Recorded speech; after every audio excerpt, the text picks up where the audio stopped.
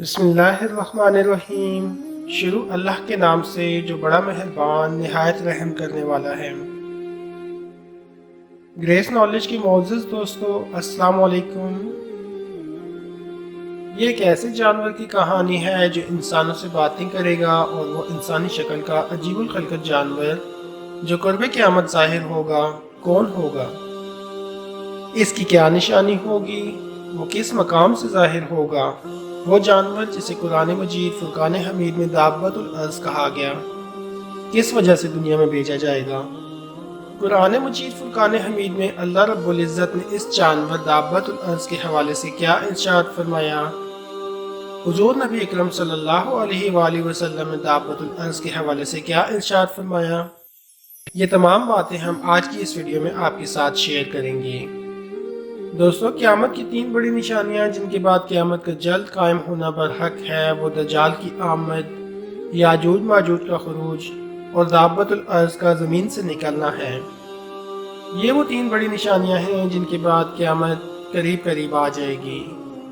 اسی طرح حضرت حذیفہ بن عزیز سے روایت ہے کہ آپ صلی اللہ علیہ وآلہ وسلم نے فرمایا تھا کہ قیامت اس وقت تک قائم نہیں ہوگی جب تک ساری نشانیاں پوری نہ ہو جائیں، اور ان نشانیوں میں سے چند یہ بھی ہوگی کہ سورج مغرب سے نکلے گا اور ہر طرف دھواں ہوگا، اور ایک جانور زمین سے نکلے گا جو باتیں کرتا ہوگا۔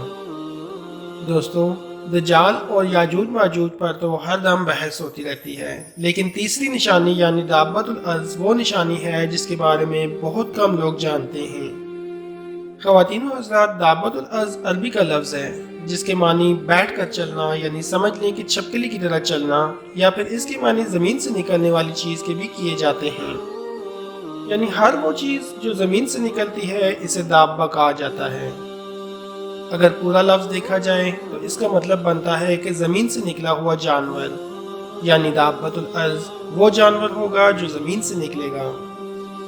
اس کے بارے میں قرآن کی سورہ نمل میں اللہ تعالیٰ بیان فرماتے ہیں، اور جب ان کے بارے میں عذاب کا وعدہ پورا ہوگا تو ہم ان کے لیے زمین میں سے ایک جانور نکالیں گے جو ان سے باتیں کرے گا۔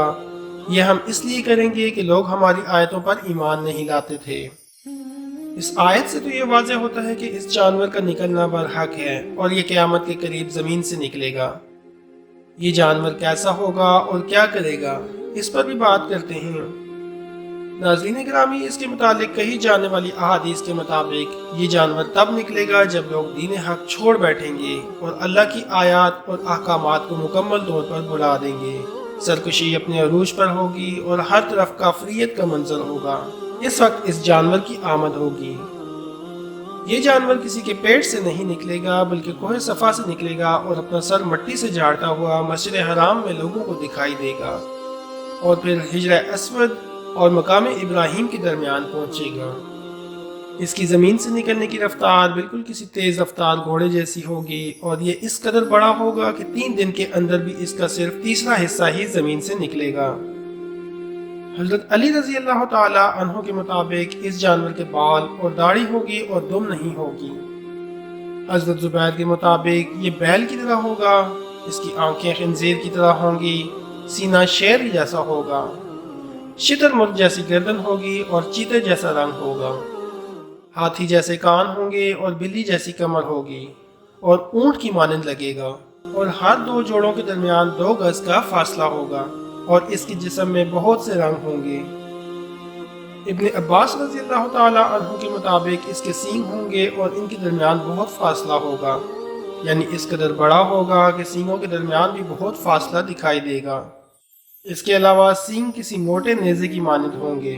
اس کے پاس 2 پیغمبروں کی نشانیاں ہوں گی، حضرت موسیٰ علیہ السلام کا عصا جس سے وہ مومنوں کی چہروں کو منور کرے گا اور انہیں جنت کی بشارت دے گا، اور اسی طرح حضرت سلیمان علیہ السلام کی انگوٹھی جس سے کافروں کے ماتھے پر سیاہ مہر لگائے گا اور انہیں جہنم کی نوید دے گا، اور پھر کلام کرے گا کافروں سے اور کہے گا تم لوگ ہماری آیتوں سے انکار کرتے تھے۔ بعض جگہ یہ بھی کہا جاتا ہے کہ وہ 3 بار یہ الفاظ کہے گا کہ تم ایمان کیوں نہیں لاتے، اور اسی طرح یہ بھی کہا گیا ہے کہ یہ رینگتا ہوا جانور نکلتے ہی مشرق کی طرف بھاگے گا اور پوری دنیا کا چکر لگا لے گا۔